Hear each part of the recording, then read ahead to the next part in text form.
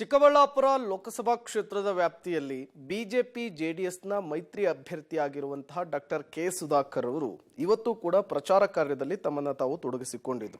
ಚಿಕ್ಕಬಳ್ಳಾಪುರ ವಿಧಾನಸಭಾ ಕ್ಷೇತ್ರದ ಹಳೇಹಳ್ಳಿ ಸೇರಿದಂತೆ ಹಲವು ಗ್ರಾಮ ಪಂಚಾಯಿತಿಗಳಲ್ಲಿ ಭರ್ಜರಿ ಚುನಾವಣಾ ಪ್ರಚಾರ ನಡೆಸಿದರು. ತೆರೆದ ವಾಹನದಲ್ಲಿ ಚುನಾವಣಾ ಪ್ರಚಾರವನ್ನು ನಡೆಸಿ ಸುಧಾಕರ್ ಮತಯಾಚನೆಯನ್ನ ಮಾಡಿದರು.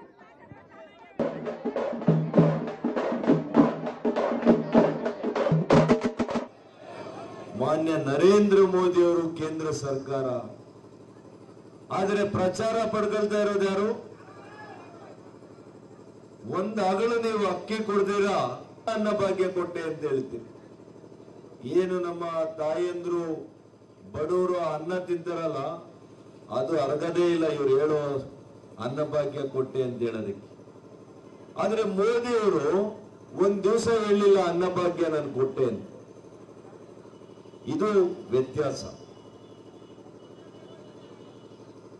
ಇವತ್ತು ನಮ್ಮ ರೈತರು ಇವತ್ತು ಕಿಸಾನ್ ಕ್ರೆಡಿಟ್ ಕಾರ್ಡ್ ಅನ್ನ ಮಾಡಿಸಿದ್ದಾರೆ ಮಾನ್ಯ ಪ್ರಧಾನಿಗಳು. ಯಾವ ರೀತಿ ಬದುಕನ್ನ ಕಟ್ಟಿಕೊಡ್ಬೋದು ಅಂತ ಒಂದು ಉದಾಹರಣೆ ಕೊಡ್ತೀನಿ.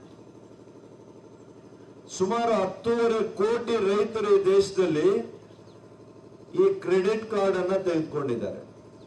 ಇದರಿಂದ ಏನು ಉಪಯೋಗ? 1,000, 2,000, 10,000 ಅಲ್ಲ.